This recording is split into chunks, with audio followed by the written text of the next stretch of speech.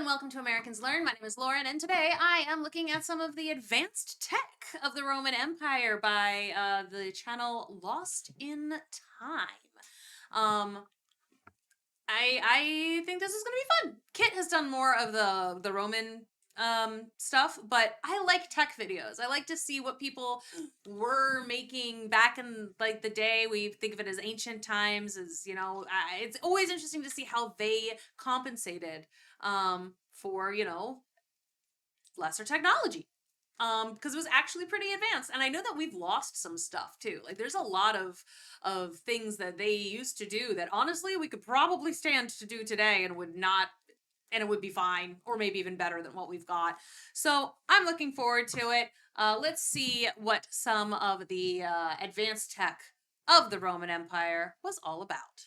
Ordinary clay jar, but inside this may look like an ordinary clay jar, but inside it hides a mechanism 1800 years ahead of its time. Ooh. When you add a coin to the jar, it automatically dispenses just the right amount of wine or holy water. But how did a vending machine exist during the Roman Empire? How did it know exactly how much to the modern go? version was even imagined. While most people know the Roman Empire for its infrastructure and strong leadership, the empire also quietly developed technologies so advanced they still impress us to this day. In this video, we're uncovering the advanced tech of the Roman Empire, all from completely automated doors to self-healing concrete that modern scientists only recently could explain. To understand how advanced technology was under the Roman Empire, we need to meet one man, Hero of Alexandria, an engineer, inventor, Hero. the Tony Stark of the Roman Empire, if you will. Hero was born Greek, but lived in Alexandria, a part of the Roman Empire at the time. His inventions were way ahead of their time, and it's hard to believe Hero isn't as well known as Leonardo da Vinci. Some of his most astonishing creations are hidden in plain sight, just as seen in the technology behind this Roman temple. A priest walks up to the entrance. He pauses before the heavy bronze doors, then lights a small fire on an altar beside the entrance.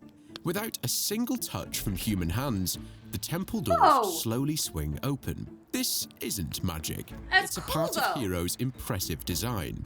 Beneath the altar, water and air were sealed in a hidden container. When the fire was lit, it heated the air, which expanded and built up pressure. The pressure pushed the water through a pipe into a different container. As this container was filled with water, the increased weight pulled it down. The container was connected to two ropes tightened around two poles, and when turned, the doors would open automatically. When the fire was put out, the air cooled, the pressure dropped, and the water flowed back to its original container through negative pressure. The doors slowly closed as the system reset itself. How long did this all take? And if you think this was impressive, just wait until you see how the Romans could tell time by just using water and gravity. Because that's what I would like. Like, how long did that process of heating the water take? Like, did he have to just like hang out there on the temple step for like 7 minutes while the water boiled, or was it like literally just moments? But first, let's see how the Romans almost entered the Industrial Revolution nearly 2,000 years before it actually happened. Rome changed human history forever, but this invention might have been their greatest missed opportunity. The steam engine. An invention so powerful it would later ignite the Industrial Revolution and reshape the modern world. And yet, the Romans dismissed it. Behind the invention, of course, was Hero of Alexandria.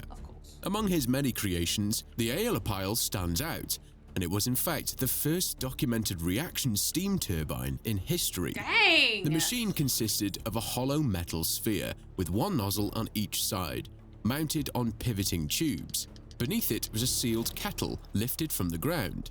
The purpose was to heat the kettle from below. When the fire was lit, the water inside the kettle boiled and the steam rose up through the two pipes, all the way into the sphere. With nowhere to escape, the steam would have to go through the nozzles, forcing the sphere to spin. It worked, a functioning steam engine in the 1st century, something that was... It feels like maybe... Wait, where would it go? Like... How, would it have worked like as a way to move things, or would it have just been a little too much? Like it seems like it would have been really heavy. They would have had to like develop like a whole bunch of other things to make it effective, which is probably why they didn't. Wasn't reinvented until 1712.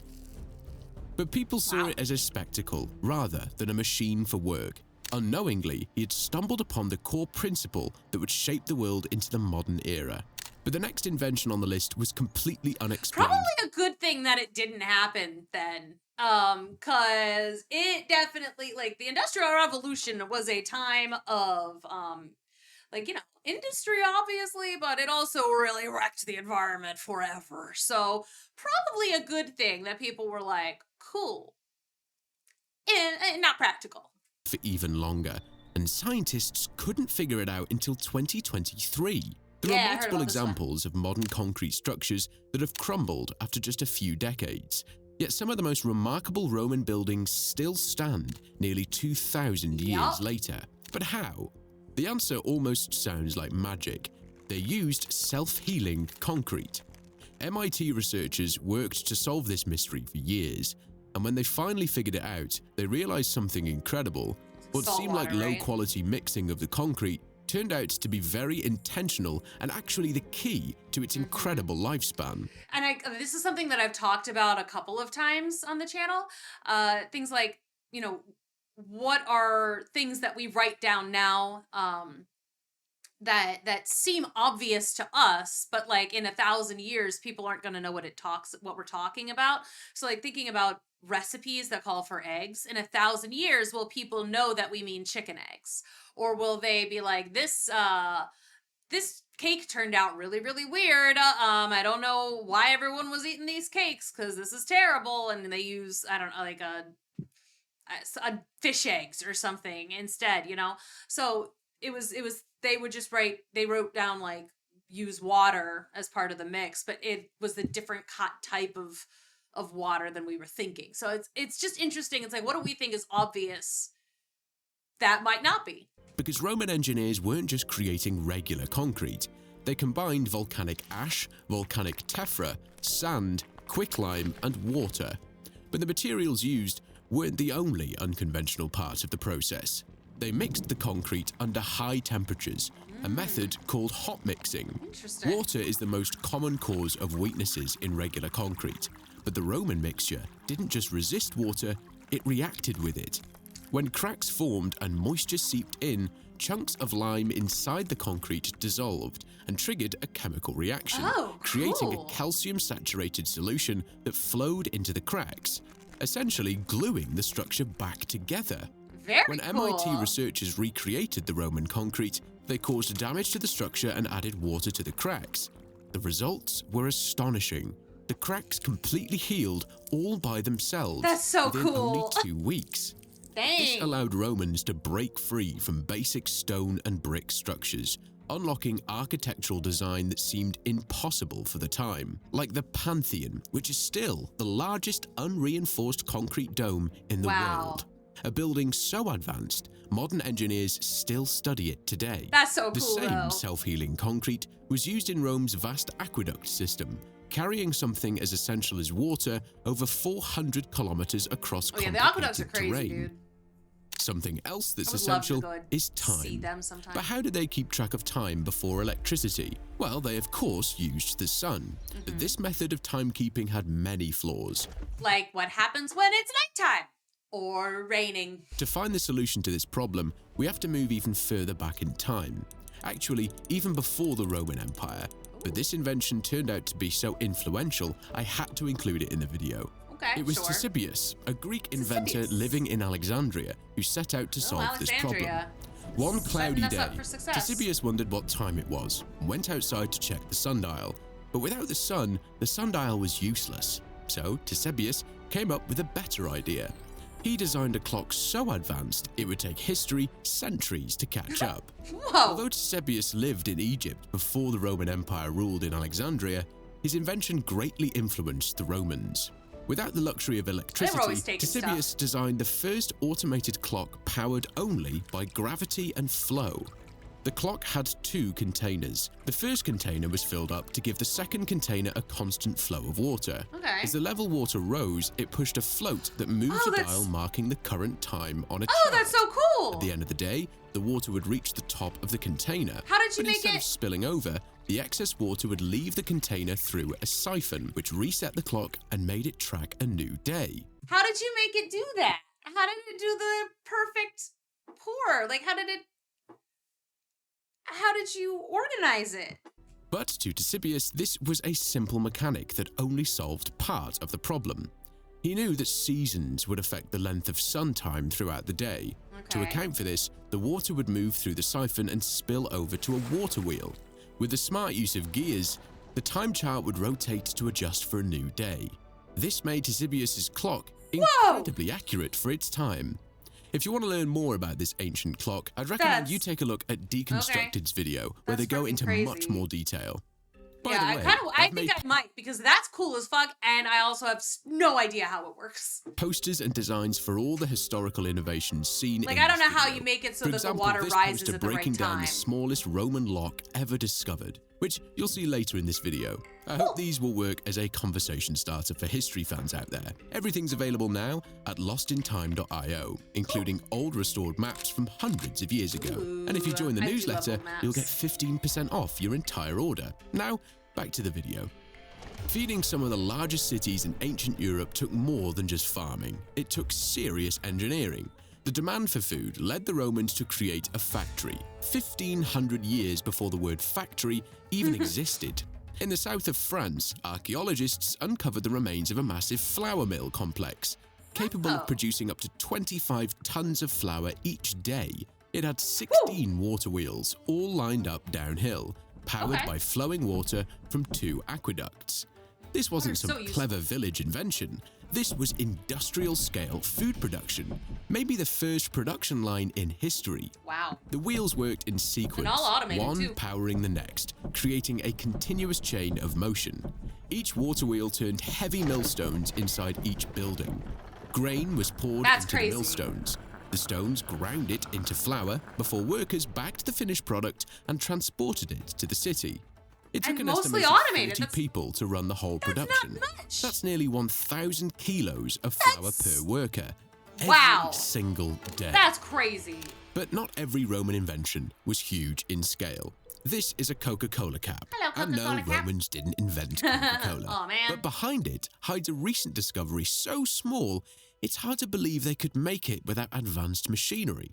In 2023, German dectorist Konstantin Fried made his biggest discovery to date. In a quiet field in Petershagen-Friel, 3 hours south of Hamburg, Konstantin discovered a lock. But not just any lock, a Roman lock, and it was made of gold. That's cool. The mechanism was mostly intact, even after 1,600 years underground. Oh, and gold is soft too, so the fact that it stayed... Insert a key, turn it, and the internal mechanism would release a chain, very similar to how a modern padlock operates. Yeah, it looks like a sort of That is impressive on its own, but when it's half the size of a Coca-Cola cap, it's just unbelievable that it was made without modern technology. This really shows the high level of craftsmanship the Roman locksmiths were capable of. To flex, maybe? All of that engineering miniaturized. The lock was likely used on a small chest or a jewelry box. And thanks to a surviving chain link, experts were able to recreate a historically accurate version, 4 times larger than the original. It's the smallest Roman lock ever discovered. And if you think this one was cool, check out the poster in the store. It really helps me create better content for you. Let's get back to our good friend, Hero of Alexandria. Let's go. And sometimes it feels like you could see the future. Again, it's super tiny. It's it feels like I would so lose that key. That key would be gone, baby. I have no idea where it's at. Then I can't use the lock anymore. It's just cool. Because he also built what was effectively the world's first vending machine. But instead of dispensing soda or snacks, it served something far more sacred: holy water and wine. By inserting a coin, wine would start pouring by itself. But how did this work long before electricity? Yeah, and how did it when know you when add a to coin stop? to the top of the jar, the coin lands in a pan, directly linked to a counterweight. Gradually, the coin tilts a lever, opening a valve. Once the valve opens, wine pours out and fills up your cup. The coin then slides off the pan and into the bottom of the jar. Okay, Again, so as long as you just have the right size cup then, that's about your size of cup. That's so cool! Closing the valve and stopping the flow of wine. Oh, gotcha. It was a truly genius invention for the time, but the vending machine didn't stay popular for long. It wasn't until almost 1,800 years later that Hero's idea was revisited once again. I mean, first that with a newspaper would've been dispenser useful. in 1822, followed by postcard and chewing gum dispensers a few years later. Today, vending machines are a global business and a significant revenue source for brands around the world. The Romans were way ahead of their time, and it's hard to believe how they created all of this with such limited resources. Yeah, Speaking of making that's magic awesome, with though. limited resources, check out my other videos where I break down Yeah. how they made movie magic in the 1920s. Oh, that stuff's cool too. I've enjoyed that kind of thing in the past. I don't know if I've seen that. I haven't seen that specific video, but I do enjoy looking at special effects and special features. Like whenever I was a kid watching the DVDs, I always watched all the special features in the making of, just because it's so cool. It's so cool, and honestly, that's awesome. I don't know why would you have, again, don't know why you'd have that little lock unless it was just a flex, but it's awesome that he found it. That's really cool. Love the fact that they like created a mill. That's nuts. Look, the Romans I already knew were technology wizards basically, and now I'm just even more certain of it. That's so cool. Thank you so much for watching this. I hope you did enjoy it. If you want to see more stuff like this, go ahead and let me know in the comments below.